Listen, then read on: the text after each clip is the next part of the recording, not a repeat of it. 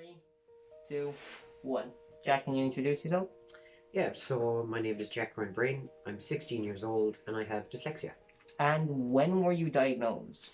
I was diagnosed when I was about maybe 7 or 8 years old. I remember I wasn't doing too great in school, and my teachers and mom were talking a lot and kind of stuff like that. I remember my teacher recommended to my mom that I just go and get a test for dyslexia, or kind of just to kind of figure out what was going on, because I wasn't doing too great in school. So I remember the day that myself and my mom went up to Tralee. We went up to this test centre, and I remember going in, and there was this guy, he was asking me loads of questions and having a chat, and he got me to do kind of these jigsaw puzzles and stuff like that.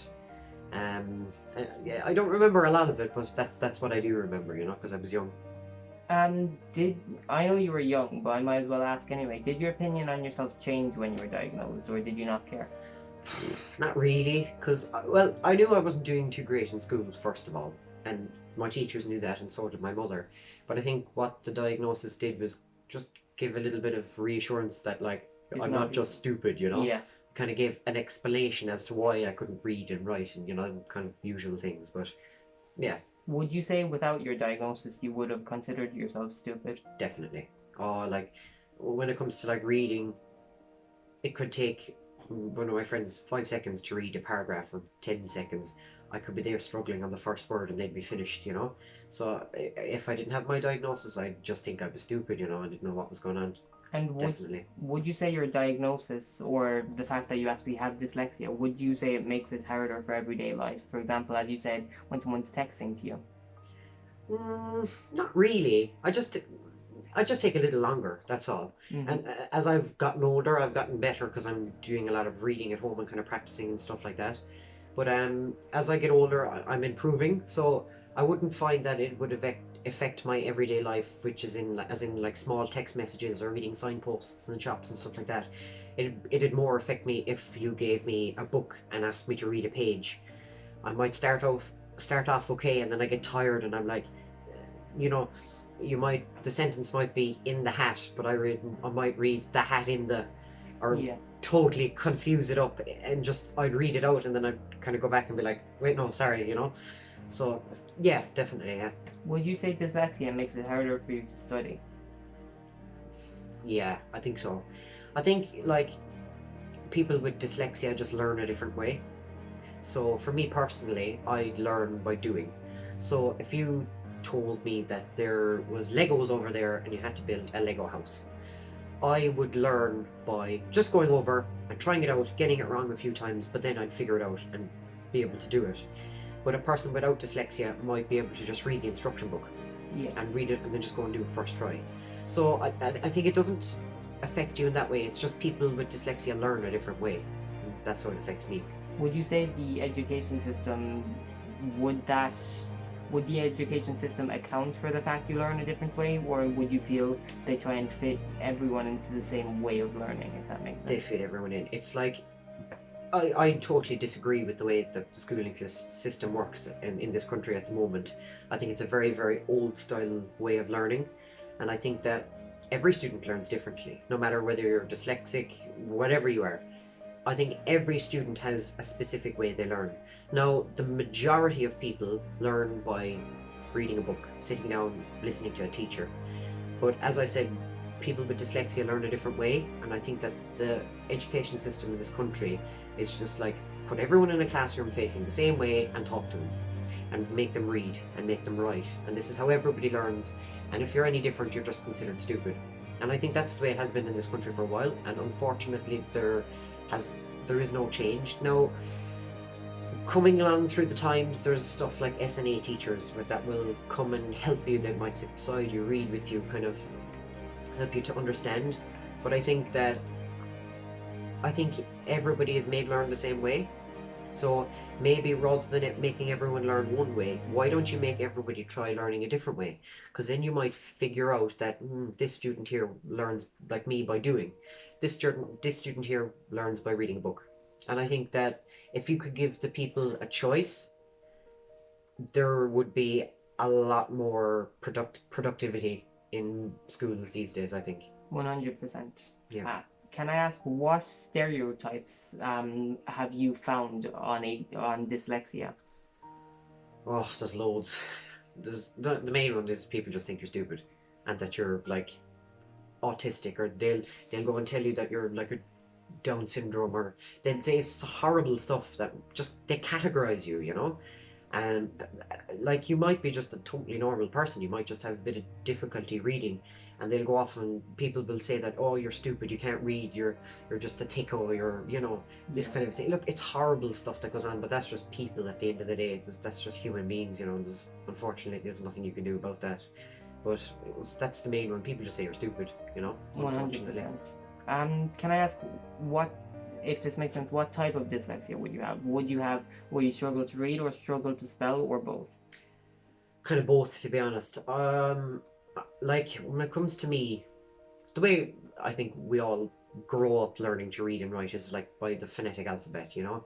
So you in junior, senior infants, you might go like the word A is pronounced A, B is pronounced B, you know, that kind of way. But when I was growing up, that just didn't make sense to me, and it totally just confused the hell out of me. So yeah, that's like it's just difficulty reading and spelling, I guess. But yeah.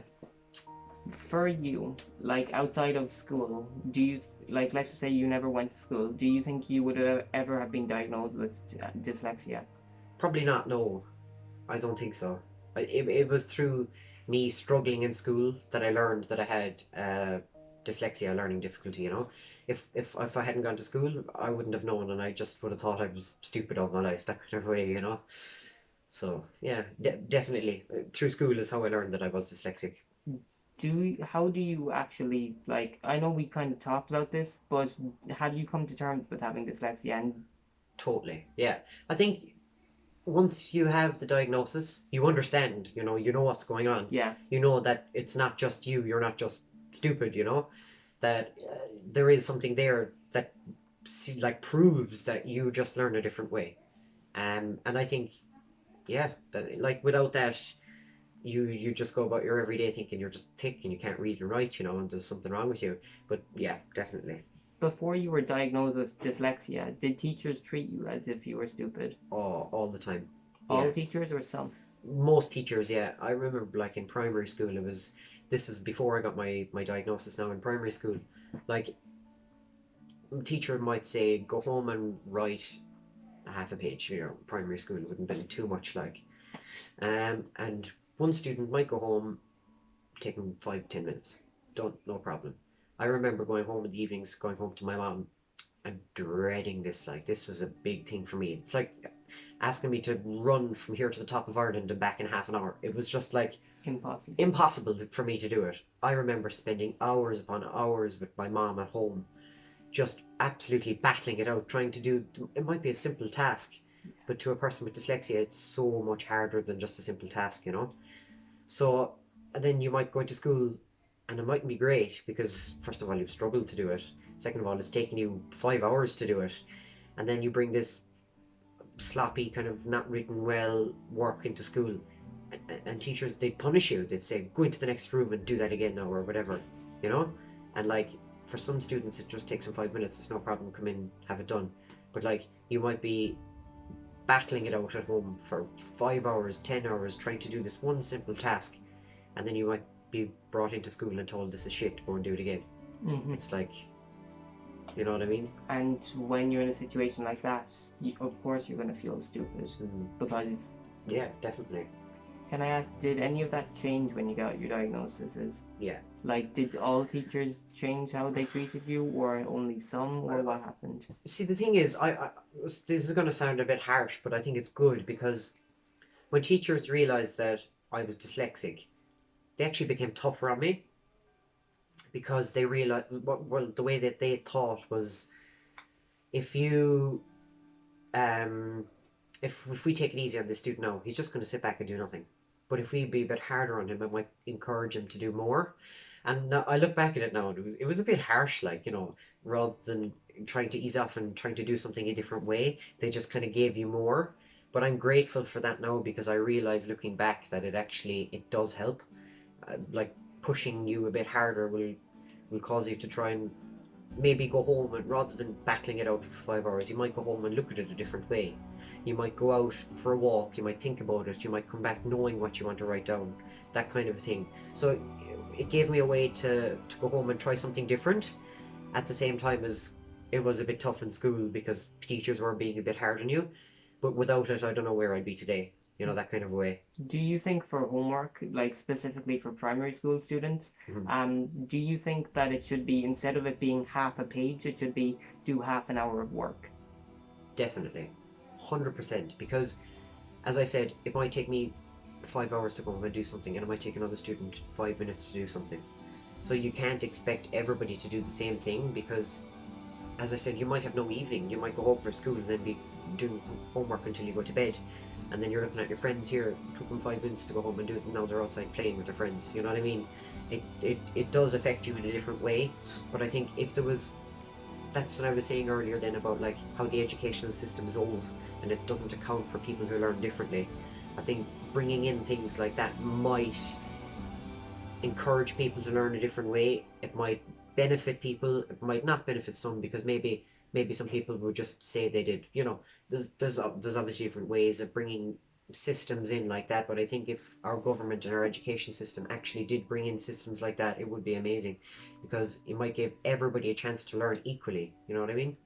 Do you think that if the school, instead of relying on the work shown by students, do you think if they got each parent to sign a form when the student had accomplished enough work, do you think that would be a better system?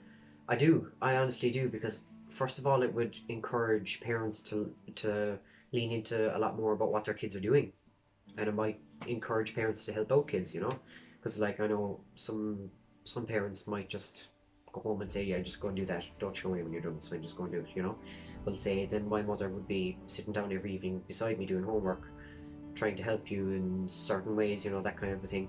And I think if you were to bring in something like that, it would encourage a lot more parents to actually sit down with their kids and have a bit of interest in what's going on with their education, you know. Can I ask, how did teachers treat you in primary school compared to secondary school, like with your dyslexia diagnosis? I think in primary school, see, in my primary school anyway, it was very small. It was down in the middle of nowhere. It was kind of like there was 5 teachers in the school, you know. So when I was going to primary school, there wasn't any kind of extra help. You know what I mean? Then coming to secondary school, it's like you've got SNAs, you've got like a person like Klaus, I know you've talked to already. You've got people there that understand what's going on and they're there to help you. You know what I mean? Like there's teachers in the school that I work very closely with, just helping, seeing what's going on in your schoolwork, everyday life, that kind of a thing. You know, helping out. And I think that just wasn't, unfortunately, in the primary school that I went to, that help just wasn't there. So definitely secondary school is a lot better in the sense that, first of all, kids are older, they understand what's going on, they know they can make up their own mind as to what they want to do, you know. And there's definitely more support there to help kids learn in a different way. This is my last question, but let's just say someone like you, at the age of 7, 8, or 9, just got diagnosed with dyslexia. Would you have any advice for them? Definitely. I would just say to relax. To just don't panic about the little things.